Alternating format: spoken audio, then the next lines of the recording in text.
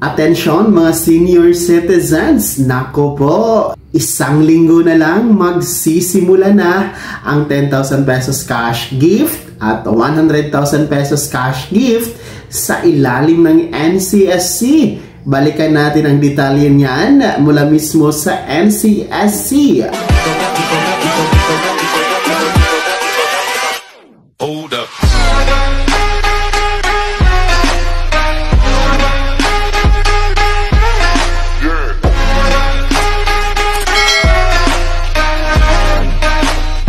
Hello mga ka-vlogs! Welcome dito sa aking YouTube channel. Magandang araw po sa lahat ng mga manonood. Saan po kayong dako sa mundo? Kumusta kayo mga ka-vlogs?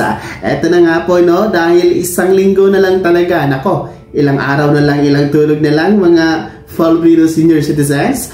Magsisimula na ang implementasyon sa 10,000 pesos cash gift at 100,000 pesos cash gift sa ilalim po ng NCSC. Mamaya-maya tutunghayan natin mula mismo sa NCSC. Pero bago ang lahat, kung bago ka pa lang dito sa aking YouTube channel o di kaya hindi ka pa nakasubscribe, abay click mo muna ang ating subscribe button na nasa baba. Huwag niyong kalimutan na pindutin ang ating notification bell. Ilagay niyo po sa all para naman updated kayo sa lahat ng mga videos na aking i-upload. So narito na nga po, no, mga Filipino senior citizens. Alam nyo ba, isang linggo na lang, December 21 na tayo ngayon at mangyayari na ito, no, sa January 1 ng 2025. Ilang araw, ilang tulog na lang yan. Ang 10,000 pesos cash benefit at 100,000 pesos cash gift sa ilalim ng NCSC pwede nang ma-apply at makukuha. Narito, balikan natin ang detalye mula mismo sa NCSC OIC Chairman Dr. Mary Jane Loreche. Alam niyo po, nasa kahabaan ng panahon, yung batas na yan, na pag ikaw ay dumating ng 100 taon at ikaw ay bibigyan ng 100,000 pesos na bigay ng ating national government sa iyo, yan ay hinahawakan ng ating kaibigan sa DSWD. Subalit, sa darating po na Enero 1 ng 2025, at nagkalabas din naman po ng joint statement ang DSWD at kami, na yan ay pamamahalaan na ng NCSC. Hiwalay pa yan sa tinatawag natin yung bagong batas, Mary Rose, yung expanded centenarian cash gift, wherein pag dumating ikaw sa milestone age ng 80, 85, 90 at 95, tatanggap ikaw ng 10,000. Ano naman po yung etong tinatawag nating Expanded Centenarians Act? Ito po yung bagong batas na nalagdaan nitong February at naging batas siya ng March 17, 2024 na nagsasaad yung batas na kung ikaw ay Pilipino, nasa Pilipinas naman o sa labas, ikaw man ay may trabaho o wala, mayroon man ikaw tinatanggap na pensyon o wala. Ang mahalaga, umabot ka sa edad na 80, 85, 90, 95. We call them the milestone ages. You receive 10,000 pesos cash gift from the government. Ano po ba yung mga dapat nilang kailanganin para naman mapabilang po sila dito? Ang tinatawag natin dyan, kasi itong milestone ages na to for the expanded centenarian, kailangan ka mag-apply, Mary Rose. Hindi siya ibig sabihin na ikaw ay dumating sa ganitong edad, ay ibibigay sa iyo yon. So much unlike the centenarian. Ang centenarian, may listahan tayo kung sino yung magwa-100.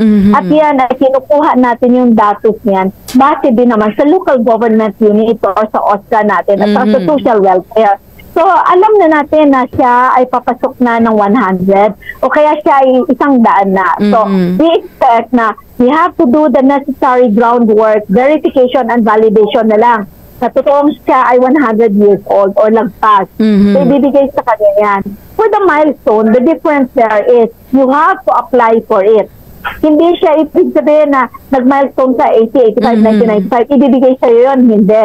Kailangan i-apply mo yan. Saan mo ay a-apply? Meron tayong mga forms na sa website natin sa NCSC.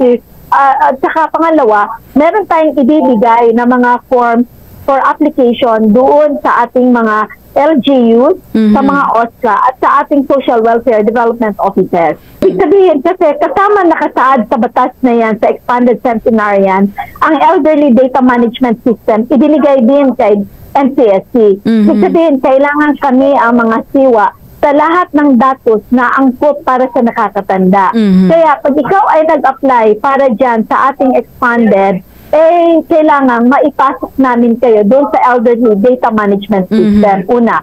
Pangalawa, meron tayong ongoing na online registration na pinamamahalaan ng NCSC. Kung ikaw din ay naka-register doon, meron din ikong number at may data din ikaw doon. Ang gagawin din naman natin, ating i-validate at ating itutugma yung iyong nasa online registration at kung ano yung application na i-apply mo galing sa LGU na ipapasa sa atin. Na bakit po ba mahalaga na mabigyan po natin ng karangalan yung ating mga minamahal na mga may edad na, yung mga senior citizen, lalong-lalo na kung sakaling makatungtong sila sa edad na 100 years old and above? Alam mo, Mary Rose, ang kultura ng Pilipino ay mapagmahal sa mga nakakatanda. Kahit ikaw, kahit ako, di ba? Although ako senior na ako, no? Pero kung titingnan natin tayo, lumaki tayo, no, sa kultura na kailangang mahalin ang mga nakakatanda. Dahil sila naman ang nagbigay buhay sa atin. Sila naman din ang nagturo sa atin ng ating mga, you know, the values that we have right now, and including where we are already. So it is just a very small thank you for all their sacrifices and for being part of who we are. Dito po sa ating Centenarian Act, ano po ba yung mga benepisyo, ma'am, o yung mga privileges na maaring matanggap ng ating mga kababayan? So, para dun sa expanded centenarian, a one-time cash gift when you reach the milestone. So, kunyari, umabot ka ng 80, umabot ka pa din ng 85 after 5 years. So, makakatanggap ka pa din. So, it's not a one-time event na hanggang 80 lang. So, it's really reaching those milestone ages. So, there is a cash gift of 10,000. And of course, you know, karangalan na rin natin yan na umabot tayo ng ganyan kalaki ng ating pang-edad natin. No? So, that's longevity by itself. But we are really promoting Mary Rose sa NCSC, not just, you know, reaching these ages, but we really want them to have quality, healthy aging practices. Ano po ba yung maaari nyo po bang mailahad sa amin yung step-by-step process? Paano po ba natin maililista yung ating mga kababayan na senior citizen mula nga dito sa Centenarian Act? Una sa lahat, Mary Rose, bukas ang aming joint memorandum circular signing, no, with our partner agencies, ang DILG na isa sa ating pinaka-major partner agency, ang DSWD, kasama natin yan, ang ating DSA, at saka yung ating tinatawag na DMW, yung Department of Migrant Workers, yung ating CFO, commission natin ang mga foreign mga nandun sa ibang bansa na mga Pilipino, no? Kasi kasama sila, Mary Rose, hindi kagaya sa indigency program na pag ikaw ay nasa ibang bansa o kaya meron itong tinatanggap na sustento o may trabaho ikaw ay hindi ka pwedeng tumanggap. Ang 80, 85, 1995, regardless of may trabaho ka sa ibang bansa ikaw, pero Pilipino ka, ikaw ay bibigyan for as long as mag-apply ikaw at maka-comply ikaw sa mga requisitos na kakailanganin natin. Kunyari lamang po at the age of 80, mga few months before 80, dun po sila mag-a-apply nito? Yes, 4 to 6 months before your birth date for the milestone. Pwede ka na mag-apply. Yung ating application forms, atin po yung ipapakalap. Bukod po doon sa form, ano po yung mga requirements pa po na dapat nating paghandaan para po dito sa makapag-apply dito sa Centenarian Act? Meron tayong tinatawag na primary at saka secondary na mga ID, no, or mga qualifiers natin. Siyempre, the usual, primary naman ng certificate of live birth natin, hindi ba? So, o kaya, kung wala yan, pwede naman dalawa sa mga secondary na mga ID na i-require. Simula na po ba yung pamamahagi nito or hindi pa naman?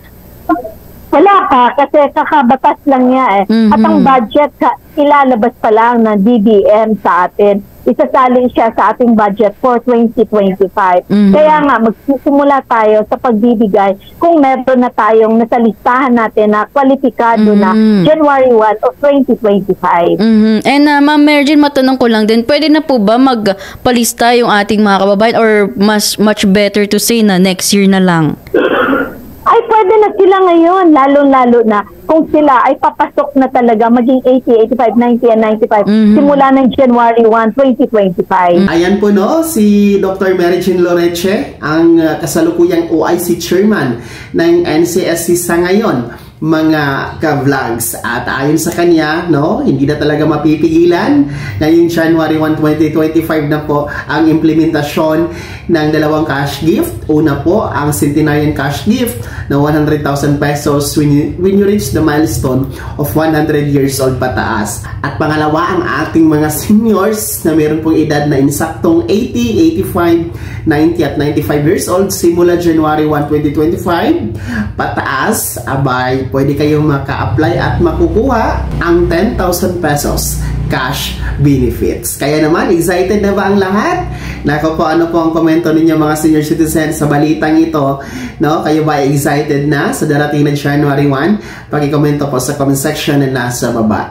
Bago ako magtapos sa video na to, kung gusto niyo pong sumuporta sa aking YouTube channel, maaari niyo pong i-click ang ating super thanks button na nasa baba. Sa mga gusto maging miyembro, pwede po i-click yung ating join button. Maraming perks dyan mga ka-vlogs. Be my member now. Sana'y naging gabay ang video na to kahit paano na pag-uusapan natin ang mga mahahalagang bagay-bagay na may kinalaman po sa pagiging miyembro, benepisyaryo at pensyonado sa SSS. Kung hindi ka pa nakasubscribe dito sa ating YouTube channel, maaari nyo nang i-click ang ating subscribe button na nasa baba. Huwag niyong kalimutan na pindutin ang notification bell, ilagay niyo po sa all para naman updated kayo sa lahat ng mga videos na aking i-upload. Maaari nyo ring i-like ang video na to at kung meron ka pa mga katanungan, maaari nyo i-komento sa comment section na nasa baba. Paki-follow na din po ang ating official Facebook page na nasa screen nyo. Muli po ako si Daniel Timpawa na nagsasabing dito sa aking YouTube channel, pawang katotohanan at lahat totoo lamang.